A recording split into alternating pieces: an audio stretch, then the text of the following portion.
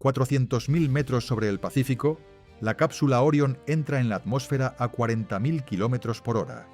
No hay forma de frenar, no hay manera de girar, no hay marcha atrás.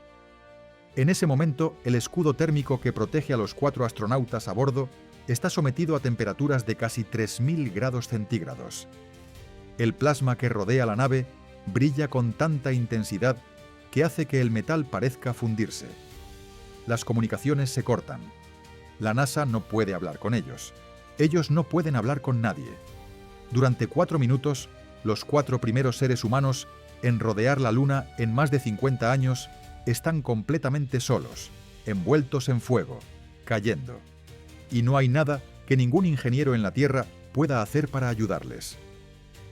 Al final de este vídeo vas a entender exactamente qué ocurre durante los minutos más peligrosos de una misión espacial tripulada: la reentrada atmosférica. Vas a ver por qué ese momento es más complicado que el lanzamiento, más arriesgado que el viaje lunar, y por qué los ingenieros de la NASA llevan décadas perdiendo el sueño precisamente por eso. Y cuando llegues al final, vas a entender algo que la mayoría de la gente no sabe: que volver a la Tierra es técnicamente más difícil que salir de ella. Artemis II es la segunda misión del programa Artemis de la NASA. La primera, en 2022, fue una prueba sin tripulación. Esta es diferente. A bordo viajan 4 astronautas: el comandante Reid Wiseman, el piloto Victor Glover, la especialista de misión Christina Koch y el astronauta canadiense Jeremy Hansen. Son los primeros seres humanos en alejarse de la órbita terrestre baja desde la última misión Apolo en diciembre de 1972. Su objetivo no es aterrizar en la Luna, es rodearla, acercarse más de lo que lo ha hecho ningún ser humano en más de medio siglo, comprobar que la cápsula Orion funciona con tripulación a bordo y regresar. La misión completa dura alrededor de 10 días. Pero el momento más crítico no es el despegue, no es el sobrevuelo lunar, no es la soledad de cientos de miles de kilómetros de vacío. El momento más crítico ocurre al final, cuando la cápsula intenta volver. Y para entender por qué eso es tan complicado, primero hay que entender a qué velocidad regresa. La cápsula Orion, cuando regresa de una trayectoria lunar, no se mueve como un avión que desciende con suavidad, se mueve como un meteorito. A la entrada en la atmósfera, la velocidad es de aproximadamente 11 km por segundo. 11 km por segundo. Para comparar, una bala de rifle viaja a 1 km por segundo. Orion entra a 11 veces la velocidad de una bala. Y eso no es lo más inquietante. Lo más inquietante es lo que ocurre con esa energía cinética. Toda esa velocidad tiene que ir a algún sitio. No hay motor que frene. No hay paracaídas que aguante esa velocidad. La única forma de reducirla es usarla contra la atmósfera misma, dejar que el rozamiento con el aire la convierta en calor. Y el calor que se genera es brutal. Casi 3.000 grados centígrados en la superficie del escudo térmico. La temperatura de la superficie del Sol es de aproximadamente 5.500 grados. La reentrada de Orion llega a más de la mitad de eso. El escudo térmico de Orion está fabricado con un material llamado ABQUAT. Es básicamente una espuma que absorbe el calor y se va quemando de forma controlada, capa a capa, liberando gases que forman una burbuja protectora alrededor de la cápsula. El material se diseñó en los años 60 para las misiones Apollo. La NASA lo ha modernizado, pero el principio es el mismo. El escudo se destruye para proteger lo que hay dentro, y funciona, siempre que no haya ningún problema con él. Aquí es donde empieza el verdadero riesgo, porque el escudo térmico de Artemis I, la misión sin tripulación de 2022, sufrió una erosión inesperada. Los ingenieros detectaron que algunas zonas del material se habían quemado de forma diferente a lo previsto. No fue un fallo catastrófico, pero fue suficiente para que la NASA pasara meses analizando qué había ocurrido. Y lo que encontraron en esa investigación cambió algunas de las suposiciones que tenían sobre el comportamiento del escudo.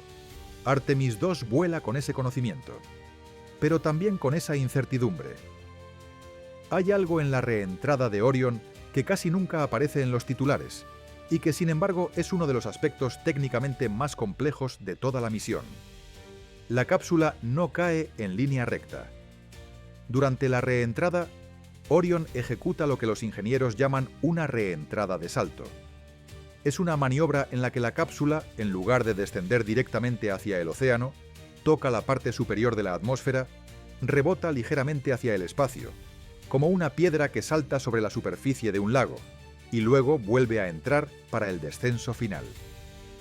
El objetivo es reducir la velocidad en 2 etapas, en lugar de una, y hacerlo con mayor precisión para que el punto de amerizaje sea exactamente donde debe estar. Sin esta maniobra, la cápsula llegaría al océano con demasiada velocidad, o en una zona que no es la de recuperación. La dificultad es que este rebote es extremadamente sensible al ángulo de entrada. Si la cápsula entra demasiado empinada, no rebota. Se hunde en la atmósfera y el calor supera la capacidad del escudo. Si entra demasiado plana, rebota demasiado y sale de la atmósfera a una velocidad que ya no permite recuperarla. El margen de error entre ambas catástrofes es de menos de 2 grados. 2 grados. Después de 400.000 kilómetros de viaje. Y mientras la cápsula ejecuta esta maniobra, sus 4 ocupantes están sometidos a fuerzas que alcanzan entre 4 y 5 veces la gravedad terrestre. Para alguien que ha pasado días en microgravedad lunar, eso no es simplemente incómodo. Puede ser incapacitante. El cuerpo que se ha adaptado al espacio tiene que readaptarse de golpe a la gravedad, mientras el exterior de la nave arde y las comunicaciones están cortadas. Durante esos 4 minutos de silencio de radio, el control de misión en Houston no recibe señal. No hay telemetría. No hay vídeo. No hay voz. Hay 4 personas en una cápsula en llamas que caen sobre el Pacífico, y lo único que puede hacer la Tierra es esperar. Ese silencio se llama apagón de comunicaciones, y es una de las experiencias más largas de la vida de cualquier controlador de vuelo. Pero hay algo en la historia de la reentrada de Artemis II que reencuadra todo lo anterior. Los 4 astronautas a bordo no son pasajeros pasivos de esa maniobra. A diferencia de las misiones no tripuladas, el ordenador de la cápsula en Artemis II opera con la posibilidad de que la tripulación intervenga manualmente si algo sale mal. No porque se espere que tengan que hacerlo, sino porque nadie ha hecho esto con personas dentro desde 1972. Y la NASA sabe que los modelos de simulación, por muy precisos que sean, no son lo mismo que la realidad. Lo que eso significa es esto. En los momentos más críticos de la reentrada, cuando el escudo térmico está al límite y las fuerzas gravitatorias doblan el cuerpo contra el asiento, los astronautas tienen que ser capaces de detectar si algo no funciona como debería y tomar decisiones. Con 4 o 5G aplastándoles el pecho, con las comunicaciones cortadas, con el fuego del plasma visible por las ventanillas. Y aquí está el detalle que cambia la percepción de toda la misión. Durante los meses de preparación para Artemis II, los ingenieros de la NASA descubrieron que la forma en que el escudo térmico de Artemis I había erosionado no podía explicarse completamente con los modelos de flujo de gas que tenían. Algo en la dinámica del plasma alrededor de la cápsula se comportó de forma diferente a lo predicho. No lo suficiente como para causar un fallo, pero sí lo suficiente para admitir que los modelos tenían un margen de incertidumbre que no habían reconocido antes. En otras palabras, el escudo térmico de Artemis II se diseñó y aprobó sobre la base de modelos que, como se descubrió después del vuelo anterior, eran incompletos. Artemis II vola con ese escudo, con esas personas dentro, con ese conocimiento. Eso no significa que la misión sea imprudente. La NASA no lanzaría una misión tripulada si los márgenes de seguridad no fueran suficientes. Pero sí significa que hay una capa de lo desconocido en la misión que los comunicados oficiales no enfatizan, y que solo entiende quien conoce la historia técnica del escudo. El regreso no es solo un final, es también un experimento. Los paracaídas se abren en 2 fases. Primero, a unos 7 kilómetros de altitud, se despliegan los drogue-chutes, que son paracaídas pequeños diseñados para estabilizar la cápsula y reducir su velocidad hasta niveles manejables. Luego, a unos 3 kilómetros. Se abren los 3 paracaídas principales, cada uno con una superficie de aproximadamente 40 metros de diámetro. La cápsula desciende los últimos kilómetros a unos 32 kilómetros por hora, lo que equivale más o menos a saltar desde una ventana de segundo piso, pero dentro de una cápsula diseñada para absorber ese impacto. El amerizaje ocurre en el Océano Pacífico, frente a las costas de San Diego. Los barcos de recuperación de la Marina de los Estados Unidos han estado en posición durante horas.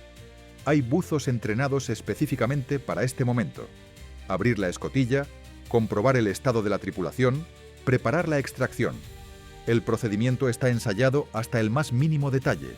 Y sin embargo, cuando la cápsula toca el agua y los 4 astronautas están finalmente a salvo, lo que ocurre dentro de esa cápsula en los primeros minutos es algo que ninguna simulación puede reproducir del todo. Sus cuerpos adaptados a días de microgravedad sienten de nuevo el peso completo de la Tierra. No gradualmente, de golpe. La sangre cae hacia las piernas. La visión puede nublarse. Los músculos que no han trabajado contra la gravedad en días tienen que hacerlo de nuevo de inmediato. Los primeros pasos en tierra firme, si es que los dan ese día, son inciertos. Las misiones de larga duración en la Estación Espacial Internacional enseñan que después de 6 meses en microgravedad, los astronautas a veces no pueden caminar solos durante semanas. Artemis II es más corta, pero el principio es el mismo. El cuerpo humano no está diseñado para abandonar la gravedad y recuperarla de golpe. Lo que esos 4 astronautas experimentan en los minutos posteriores al amerizaje es la versión concentrada de algo que el programa Artemis tendrá que resolver a mucho mayor escala en las misiones siguientes, las que sí aterrizan en la Luna, las que eventualmente irán a Marte. Cada vuelta es también un laboratorio.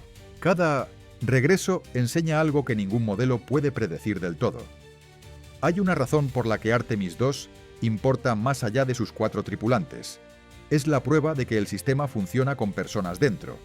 Y si funciona, abre la puerta y Artemis III, que está diseñada para aterrizar en la Luna por primera vez desde 1972.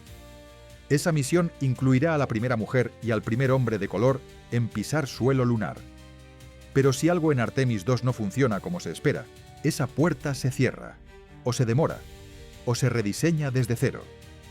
El escudo térmico, la maniobra de salto, el comportamiento de la tripulación bajo fuerzas gravitatorias extremas después de días en el espacio, la capacidad de los sistemas de recuperación de actuar con la precisión necesaria en el Océano Pacífico. Cada uno de esos elementos se está probando por primera vez con seres humanos a bordo. No es un vuelo de demostración, es un vuelo de validación.